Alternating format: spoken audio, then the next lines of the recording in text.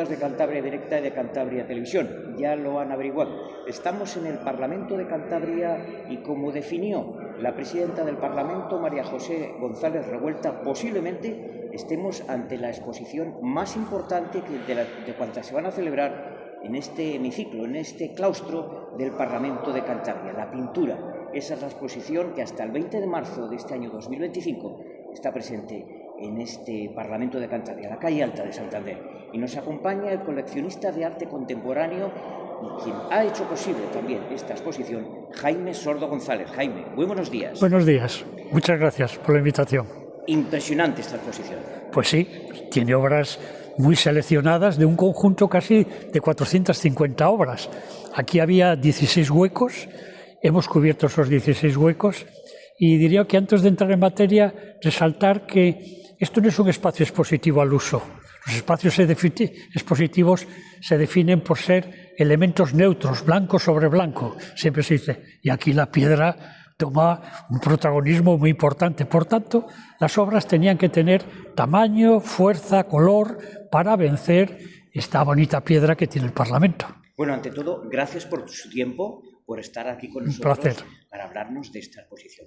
Precisamente le pregunto en primer lugar, ¿por qué de esta exposición? Bueno, ha sido una iniciativa del Parlamento, conocedor de la colección y conocedor también un poco de forma colateral de que la colección este año hacía 50 años desde su inicio, en donde quiso y nos invitó a poder participar en la misma, por lo que tengo un agradecimiento muy especial al Parlamento, a María José, su presidenta, que evidentemente lideró el proyecto, pero también a la Mesa del Parlamento, porque la Mesa del Parlamento analiza cuestiones de qué es lo que puede ocurrir en la cultura y eligieron también, evidentemente, esta exposición para la misma. Y debo terminar el agradecimiento con el trabajo hecho por el comisario de la muestra, Jesús Alberto Pérez Castaño. Por tanto, pues a un coleccionista, cuando se le invita, lo mínimo que debe de hacer es agradecer a los invitados. Bueno, vamos a ver, la gente que nos esté viendo en estos momentos, el público, se estará preguntando cuáles son las actividades de un coleccionista. No a qué se dedica, sino cuáles son sus actividades. Sí, hay un concepto inicial que yo creo que sería conveniente aclarar. Todo coleccionista, toda persona que tiene una cierta pasión, interés por el arte, siempre empieza coleccionando lo que se llama habitando en colección. Sí. Compra cuadros, los cuelga en su casa, hace sus preferencias del salón de estar, la habitación, etcétera, pero eso es una primera fase de cualquier coleccionista que llamamos en el argot habitar en colección. Cuando tú ya tienes un número de obras en donde ya no entran en tu casa, en donde ya empiezan a colgarse y posarse en el suelo o colgarse encima de los marcos de las puertas, estás entrando en ese túnel del coleccionismo, porque a partir de ahí tú ya no vas a estar contemplando tus obras. Tus obras van a estar almacenadas, van a estar depositadas en algún sitio e inicias una serie de actividades muy relacionadas con el coleccionismo, como es analizar. El coleccionista tiene que ver mucho, tiene que leer mucho, tiene que ver muchos museos, viajar mucho también. Muchas galerías, muchos viajes, visitar muchas ferias. Luego lo hablaremos, pero yo visito anualmente 4 o 5 ferias a nivel internacional. Cosas que le gusten y otras que no le gusten. Por supuesto, pero esa necesidad de ver y ver hace que tú hagas ya inicialmente un primer análisis. Un primer análisis porque cuando decides comprar una obra es fundamental estar muy informado de esa obra. No solo ya por lo que ves en tu tierra, en Cantabria o en Madrid o en la Feria de Basilea. Tienes que informarte de todas las galerías del mundo que pueden llevar a ese artista que tú estás intentando comprar. Porque no solo se compra un nombre, se compra una obra. Y es que es muy importante saber qué obra estás comprando. Porque cualquier artista, y tomo como referencia a Picasso, hacía cosas muy buenas, regulares, malas y muy malas. Y hay que intentar buscar de ese coleccionista dónde está lo bueno. Por tanto, analiza. Luego hace una gestión de compra. Comprar arte no es comprar un elemento electrodoméstico habitual, sino que tiene características muy especiales y además la compra debe ir acompañada por procesos de luego ejecutar en esa compra un buen embalaje para el transporte, trabajar con un transportista especializado, que tenga un seguro que cubra todo ese expediente y luego esa obra, cuando llegue a ti, poder almacenar. Que hay una segunda etapa que es de almacenamiento. Pero en cuanto tú almacenas, te aparece una necesidad, que es conservar. Tienes que conservar un patrimonio que estás guardando. Y esa conservación solo es viable a través de hacer un seguimiento y vigilancia de la obra, tener condiciones termohigrométricas a la hora de guardarla para que estén en condiciones que no se deteriore la misma y realizar periódicas visitas para ver si es necesario, porque puede estar afectado por algún hongo, poder realizar mantenimiento posteriormente. Pero luego hay que, después de conservar, hay que gestionar esta exposición, como, y luego lo hablaremos también, como todas las realizadas por la colección, hace falta gestionarlas. Hay un interlocutor que es el que genera la exposición, hay normalmente un comisario que tiene sus criterios y que quiere hablar con el coleccionista para ver qué es lo que se escoge, y luego, claro, evidentemente hay que documentar toda tu colección, tiene que estar muy documentada. Cada obra tiene que tener un expediente muy específico en donde diga narrativamente todo lo que es la obra y todas sus incidencias, incluso su currículum, porque aquí en concreto hay obras que con la colección se han expuesto ya en 8 sitios diferentes. Por tanto, todo eso hay que gestionarlo y requiere un cierto trabajo de seguimiento de la colección. Jaime, si nos fuéramos, por ejemplo, a la intrahistoria, que dijera Unamuno, ¿no? ¿Cómo definiría un coleccionista? Bueno, no es como se define usted mismo, ¿no? Pero ¿cómo definiría un coleccionista? Sí, mira, recurriría a Mitchell Finlay, que es un hombre americano que lo fue todo en el arte contemporáneo, en donde fue crítico, fue galerista, fue comisario, fue documentalista y sobre todo escribió mucho sobre los coleccionistas. Y al coleccionista le define como una persona amante del arte. Se le define porque, además, y él hace un punto en la expresión, tiene pasión. Y además la pasión se le nota, porque en cuanto un coleccionista abra, se le nota que es un apasionado de lo que está trabajando. Luego él decía que tenía una segunda característica y era que no es que hiciese un seguimiento claro del valor económico de su colección cada año. En lo que diríamos en términos económicos, él no hace un estado de origen y aplicación de fondos anualmente de su colección. Lo que hace es un seguimiento de aquellas apuestas que hizo de los artistas en su momento, en nuestro caso, mi caso, 50 años, y analiza qué ha ocurrido con ese artista. ¿Ha desaparecido?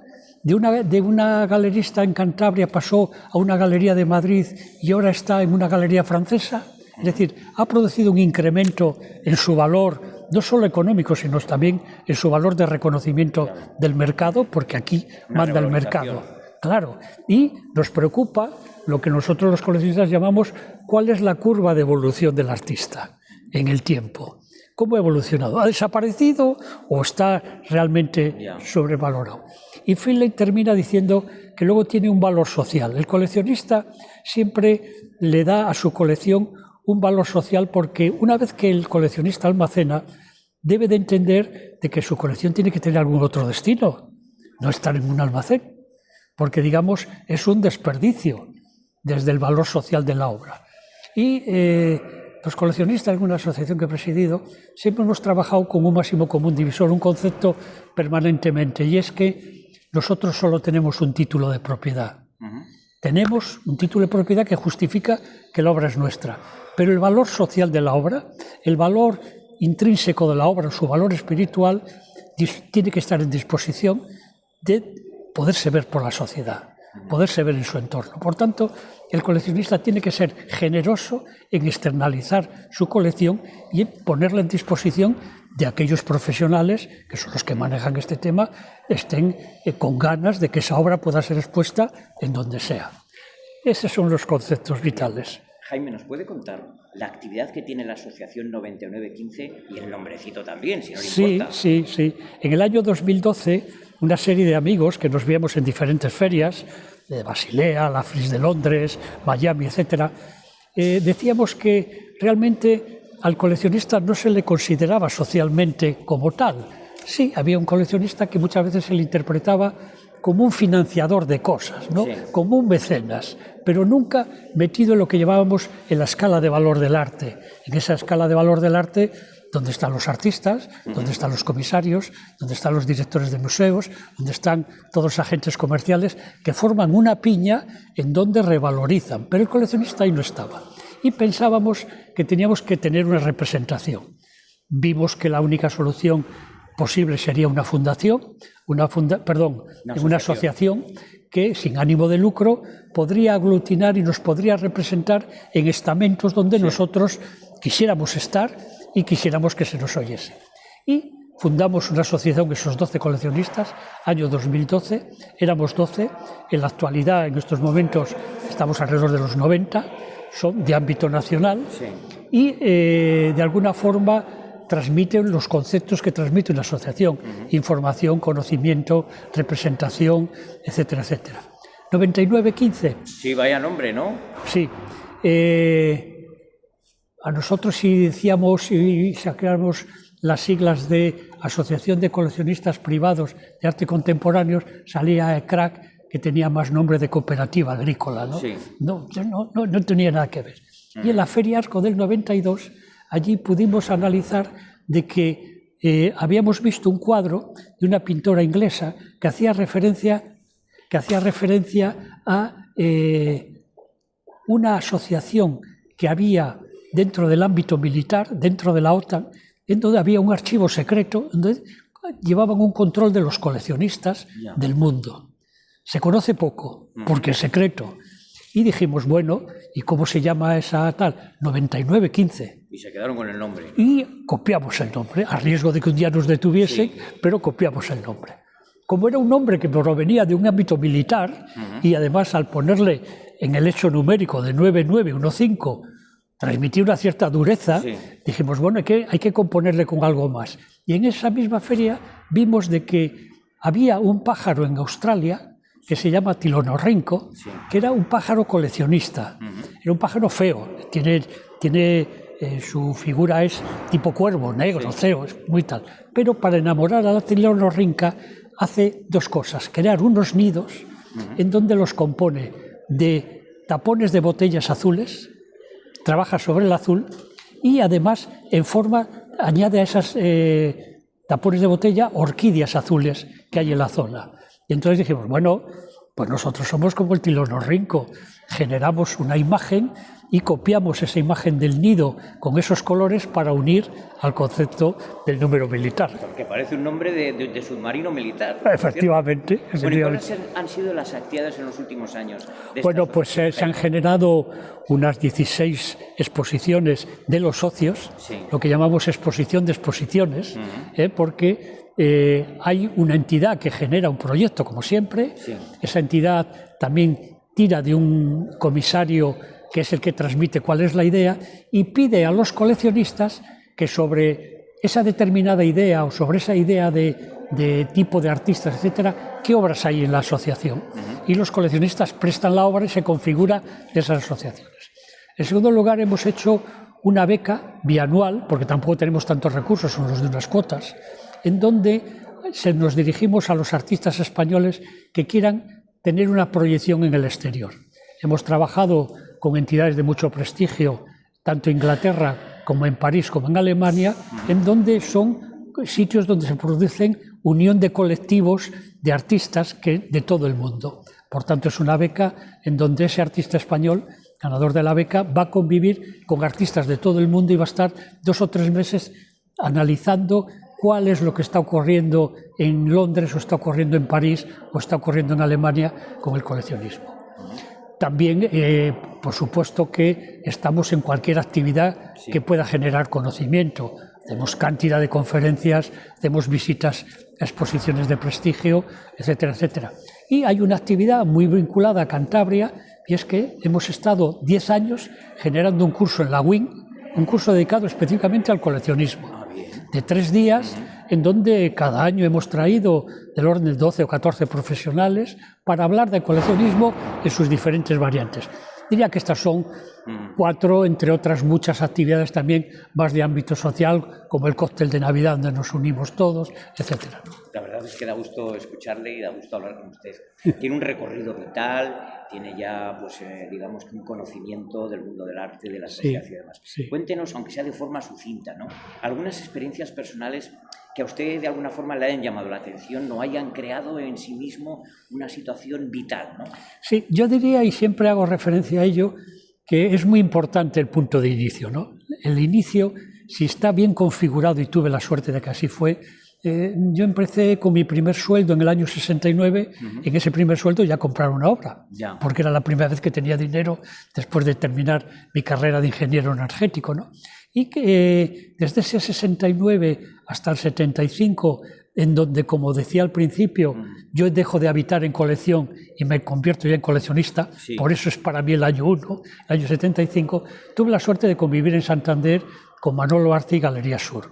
Manolo Arce es una figura dentro del ámbito de la cultura en Cantabria, en donde, aparte de galerista, ha sido poeta, ha sido presidente del Consejo Social de la Universidad, y hemos mantenido una amistad pues desde ese año 75, 69, en alguna de sus compras, hasta el 92, ¿no?, en donde tuvimos una amistad personal. Para mí fue muy importante. Él me abrió las puertas de la modernidad, me abrió las puertas de la Escuela de Madrid, de la Escuela de París, del informalismo del Paso, y me puso, y yo paralelamente a ello comprando, y me puso en bandeja, insisto, siempre de la mano de la amistad, pues un conocimiento del sector increíble. Visitamos estudios de Antoni Tàpies con su mujer, visitamos Modest Cuixart, visitamos cantidad de artistas que los conocía por su relación como galerista, pero en este caso acompañado siempre del ámbito de la amistad. Hubo una segunda persona que fue como coleccionista, pero también galerista, Miguel Marcos, que es el que me abrió a lo que está hoy aquí en esta exposición, que es la pintura de los 80.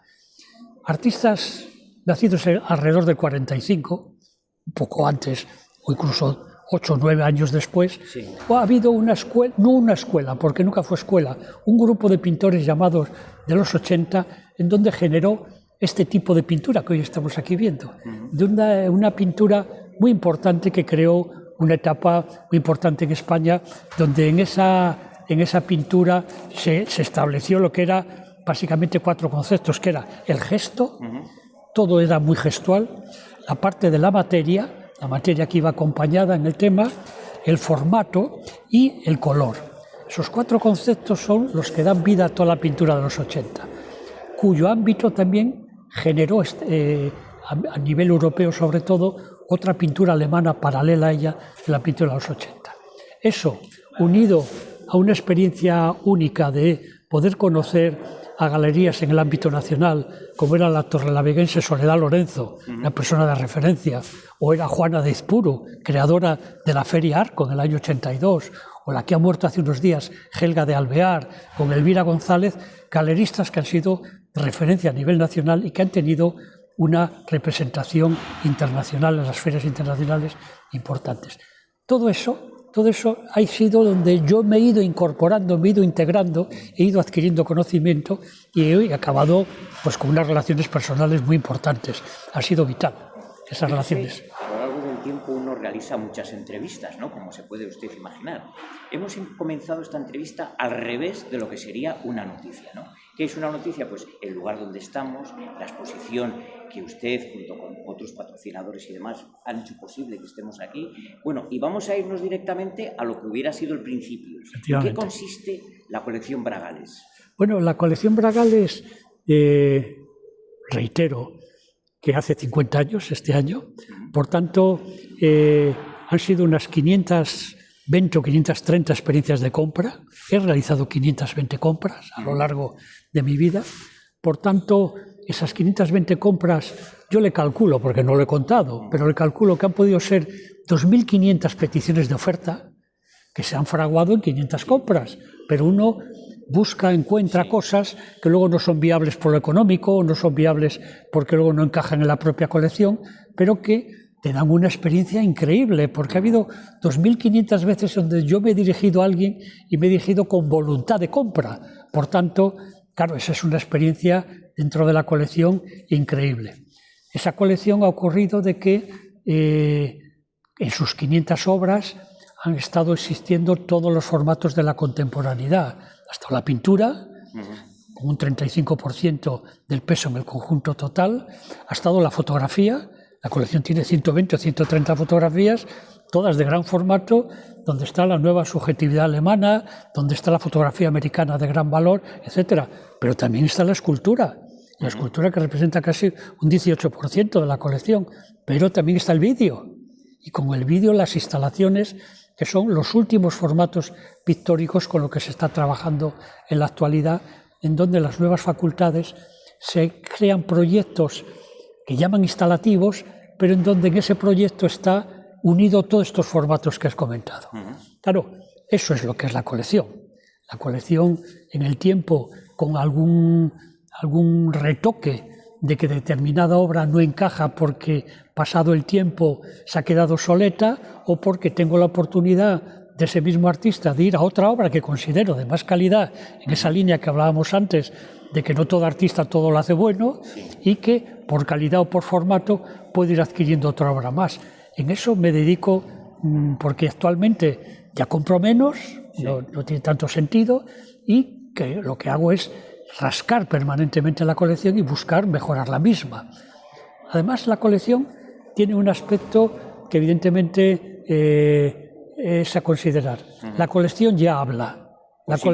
Ya habla por sí misma, ya te dice por dónde tienes que ir. A poco que seas capaz de analizar lo que allí está escrito, la colección ya te está diciendo qué es lo que está faltando para completarla, para generar vacíos, etcétera, etcétera. Es la labor de un coleccionista y, como puedes entender, la labor es ingente, ¿no? Jaime, dos cuestiones ya para concluir. Al público que nos está viendo en estos momentos, al telespectador, usted es un coleccionista, ¿qué le diría a aquella persona que va a una exposición y dice, bueno, ¿y cómo hay que mirar un cuadro? ¿Usted qué le diría a esa persona que se acerca, sea como fuera el cuadro, ¿no? Es igual, arte contemporáneo, abstracto, modernista, impresionista, es igual. ¿Cómo hay que posicionarse delante de un cuadro? Permíteme que haga casi ya una mínima referencia también a las obras en que estamos para contestar tu pregunta. Durante 2 siglos nosotros hemos vivido el arte figurativo, el arte figurativo previo al arte contemporáneo. Y el arte figurativo era muy difícil de entender y muy fácil, además de convivir con él. Uno veía los bodegones, veía las marinas, veía los retratos, veía los paisajes, identificaba perfectamente el tema y convivía. En el arte contemporáneo es bastante más complicado. Desde el año 45, que aparece el expresionismo abstracto al terminar la Guerra Mundial, se genera lo que es la abstracción. Sí. Y esa abstracción lo que te genera ya no son cosas leíbles ni cosas entendibles, porque lo que el pintor pinta son sentimientos. Ya no pinta realidades, pinta sentimientos y estados de ánimo. Y tú lo que tienes que intentar es acercarse a ese sentimiento que quiso pintar el pintor. Por tanto, a los cuadros actuales del arte contemporáneo hay que acercarse a ellos no intentando buscar qué es lo que se ha querido pintar. Sería un absurdo, porque uno no va a ver ninguna seña de identidad. Lo que tiene que acercarse es, en buena voluntad, a ver si su estado emocional, el del que está visionando la exposición, puede llegar a coincidir con el estado emocional que fue del pintor. Es decir, hay química en esa imagen, o cuando la ves no te dice nada. Claro, hay mucha gente que no le dice nada. No, claro, es lo normal. Es que es lo normal, que no diga nada. Pero cuando uno ve y ve mucho, ya está buscando detrás de ese cuadro qué quiso hacer el pintor. Y por tanto, buscar la afinidad desde el lado emocional. Me siento a gusto con él. Yo convivo con él. Me gustaría tener este cuadro. Le entiendo muy bien y sobre todo me transmite en esos elementos que comentamos antes, por formato, por color, por rasgo, por una serie de zetas, me transmite un sentimiento de acercamiento al mismo. No se puede pretender otra cosa con el arte contemporáneo. Es necesario visitar mucho y aquí, igual que ocurrió a todos estos pintores de los 80,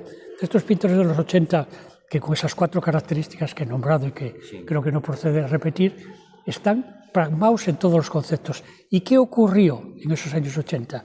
Que se pintó en un 90% la abstracción, pero un 10% también hay figuración.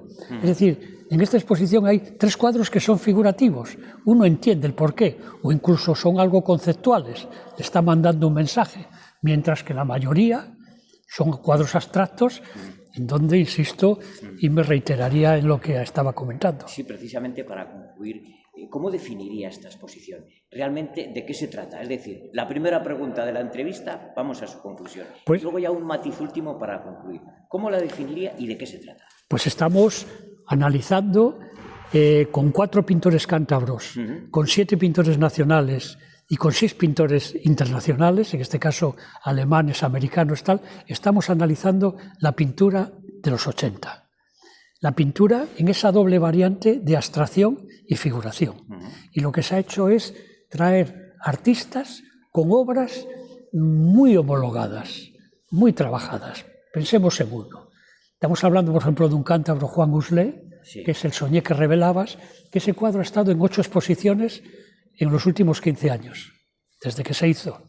Y ha estado en exposiciones tan importantes como el Casón de Velázquez de Madrid, del Reina Sofía, ha estado en el Museo de Bonn, hasta el Museo de Mossack, ha estado en el Museo Picasso en una exposición de referencia en donde el mural de Jackson Pollock, de 14 metros, totalmente estropeado, que la Universidad de Yale recupera, y que después de la recuperación y antes de retirarle para no volverse a ver más, en esa dicen que debe desfilar por 3 sitios de Europa y eligen Venecia, París y Málaga para que sea expuesto el mural de Jackson Pollock con su recuperación y toda la gente que le rodeó en el expresionismo abstracto americano, estaba su mujer, etc. Y en cada de estos países se escoge un artista con una obra para que conviva con el expresionismo abstracto. Y cuando llega a Málaga, en donde estaba la familia Picasso, porque está en la fundación del Museo Málaga, entre el patronato de la fundación de la Universidad de Yale, escogen que a ese expresionismo abstracto le acompañaría un artista, Juan Guslet, y un cuadro, aquel, el soñé que revelabas 15. Entonces, claro, fue un espaldarazo. Quiere decir que, comento ese caso como podría comentar muchos más. Todos estos cuadros han estado expuestos más de 7 o 8 veces en exposiciones de ámbito nacional o internacional. Perfecto. 2 cosillas. Uno, que nos defina este cuadro que tenemos aquí al fondo, que estamos viendo durante toda la entrevista. Y ya como cierre, de las 520 compras, díganos una que haya sido difícil, anecdótica, especial, que le haya traído preocupaciones o que sea distinta a las 519 restantes.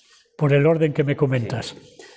Estamos ante un pintor cántabro, Eduardo Gruber, que ha trabajado siempre en la figuración, en la abstracción, ha trabajado con carboncillo, pero que en un momento determinado trabajó en 7 obras de gran formato. Esta es una obra que tiene 3,87 metros de ancho. En el salón no cabe, por lo menos en el mío, ¿eh? No, incluso aquí no ha podido entrar por dentro de la casa. Ya. Ha habido que sacarla y solo entraba por aquella puerta, porque no era posible circular con ella, es complicada.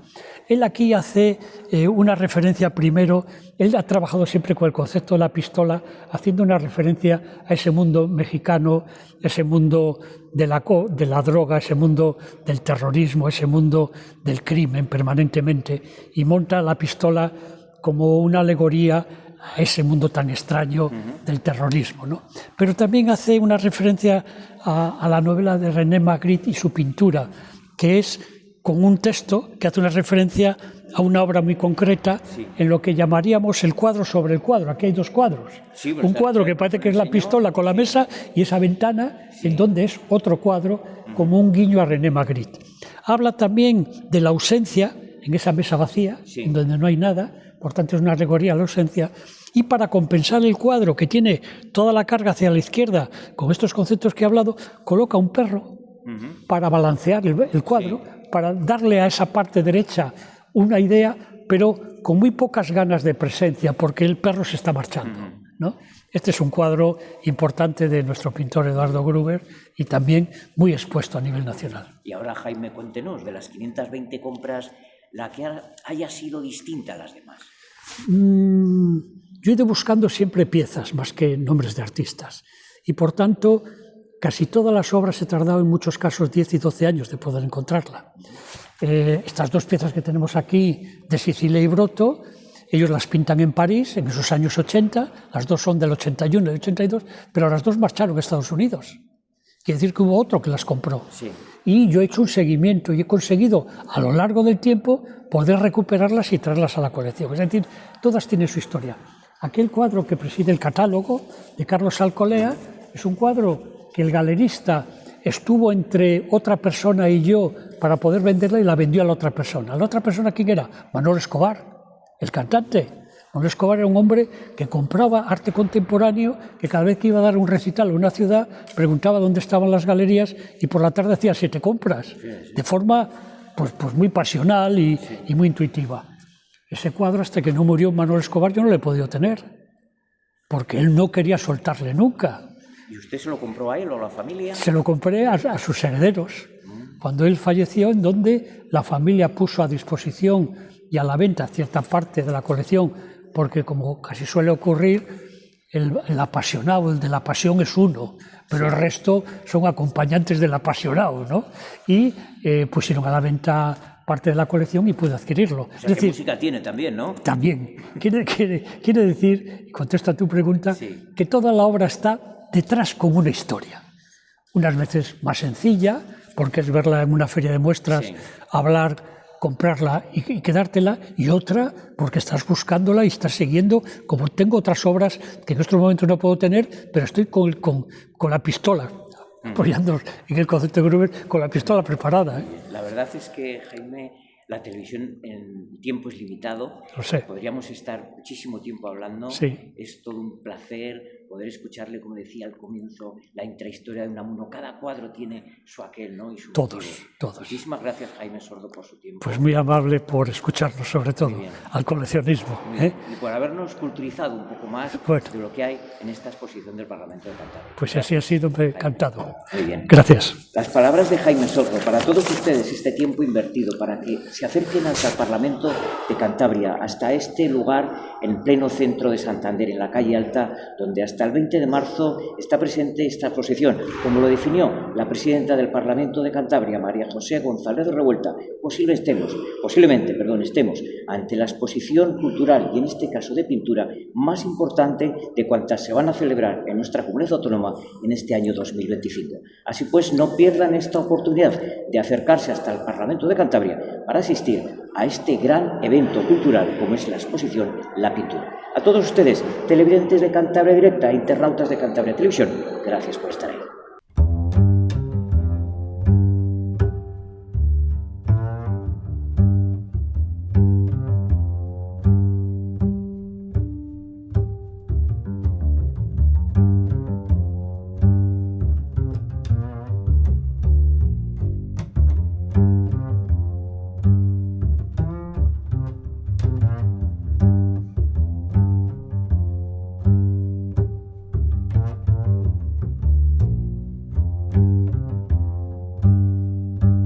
Para el Parlamento de Cantabria, esta exposición representa un acontecimiento realmente extraordinario.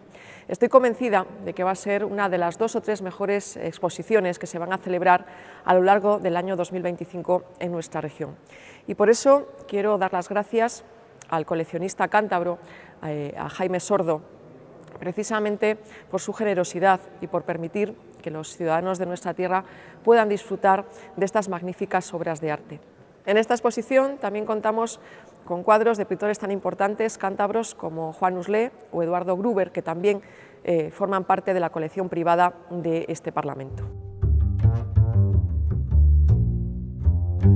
De las 16 piezas que tenemos expuestas en el Parlamento de Cantabria, yo tengo ciertas predilecciones por alguna de ellas. Pero yo especialmente escogería, entre las que más me interesan, esta que tengo aquí detrás, que es la de José María Sicilia. Una obra que para mí ha sido singular, de la mejor época del artista, y en la que yo prefijo y determino qué puede significar el arte expresivo, sensorial, el arte en el que acumula información muy contemporánea de las tendencias artísticas, pero al mismo tiempo existe ese sesgo personal, esa simbología personal de sucesos que ocupan la obra de José María Sicilia. La selección de obras realizadas en el Parlamento creo que son una muy buena referencia para la celebración de los 50 años de la colección. En las 16 obras están expuestas artistas cántabros, artistas nacionales y artistas extranjeros casi en terceras partes. En esta ocasión se vuelve a ratificar la búsqueda de sinergias para hacer llegar a los cántabros aspectos colaborativos del aspecto patrimonial del coleccionismo privado.